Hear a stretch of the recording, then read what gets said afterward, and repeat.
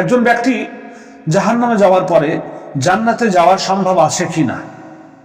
ভাবুন তো, একজন মানুষ জাহান্নামে প্রবেশ করেছে, আগুনের শাস্তি ভোগ করেছে, তার কি আর কোনো আশা আছে যে সে কি কখনো জান্নাতে যেতে পারবে?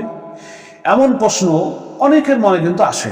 তাই আজকে আমরা কোরআন ও হাদিস এবং উলামায়ে কেরামের আলোকে আজকে জানব ইসলামে জাহান্নাম থেকে জান্নাতে যাওয়ার সম্ভাবনা আছে কি নাই। আল্লাহ তাবারক ওয়া তাআলা কোরআনে কারিমে জাহান্নাম ও জান্নাতের কথা স্পষ্টভাবে তিনি উল্লেখ করেছেন। কোরআনে কারিমে আল্লাহ তাবারক ওয়া তাআলা বলেছেন সূরা মারিয়মের অর্থাৎ 19 নম্বর সূরা 71 নম্বর ও 72 নম্বর আয়াতে বলেছেন যে তোমাদের মধ্যে এমন কেউ নেই যে জাহান্নামে প্রবেশ করবে না, তারপর আমি তাকওয়াবানদেরকে উদ্ধার করব। এই আয়াত থেকে উলামায়ে কেরাম ব্যাখ্যা করেছেন যে কিছু মুমিন পাপের কারণে জাহান্নামে যেতে পারে, কিন্তু তা সেখানে চিরকাল থাকবে না।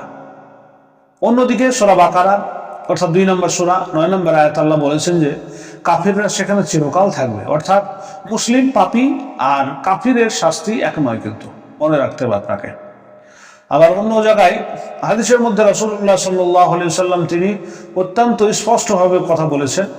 সহিহ বুখারী শরীফ এবং সহিহ মুসলিম শরীফের মধ্যে কিন্তু বর্ণিত আছে এটা, যার অন্তরে অনুপরিমাণ ঈমান থাকবে সে জাহান্নাম থেকে বের হবে।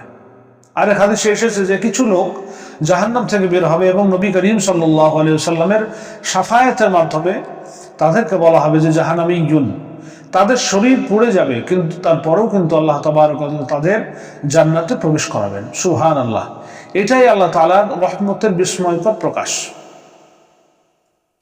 কিভাবে সম্ভব? তাহলে কি একজন জাহান্নাম থেকে জান্নাতে যাবে? অবশ্যই যাবে। 1 নম্বর হচ্ছে সুপারিশের কারণে। নবী করিম সাল্লাল্লাহু আলাইহি সাল্লাম, শহীদ, ফেরেশতা এবং সব ব্যক্তিরা সুপারিশ করবেন তাদের জন্য। নাম্বার 2, আল্লাহর অসীম রহমত যার অন্তরে ঈমান থাকবে, যত ক্ষুদ্র হোক না কেন আল্লাহ তাকে চিরকাল আগুনে রাখবেন না।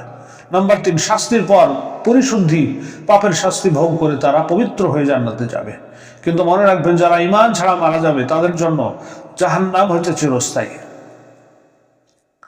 বন্ধুরা, এই আলোচনায় আমাদেরকে কি শিক্ষা দেয়? সেটা হচ্ছে ঈমান সবচেয়ে বড় সম্পদ। পাপ যত বড়ই হোক ঈমান হারাবেন না, আল্লাহর রহমত থেকে কখনো নিরাশ হবেন না। কিন্তু এটাও মনে রাখবেন যে জাহান্নামের আগুন সহ্য করার মতো নয়। তাই আজ থেকে তওবা করি, নামাজ কায়েম করি, হারাম থেকে বাঁচি। আল্লাহ তাবারক ওয়া তাআলা সবাইকে জাহান্নাম থেকে হেফাজত করুন এবং জান্নাতুল ফিরদাউস নসিব করুন। বন্ধুরা, যদি ইসলাম সম্পর্কে এমন আরো সহজ এবং নির্ভরযোগ্য আলোচনা আপনি শুনতে চান তাহলে অবশ্যই আমাদের এই চ্যানেলটি সাবস্ক্রাইব করুন। বন্ধুরা, যদি ভিডিওটি ভালো লেগে থাকে তাহলে অবশ্যই লাইক করুন। আবার দেখা হবে আরো একটি শিক্ষামূলক ভিডিও নিয়ে। ধন্যবাদ।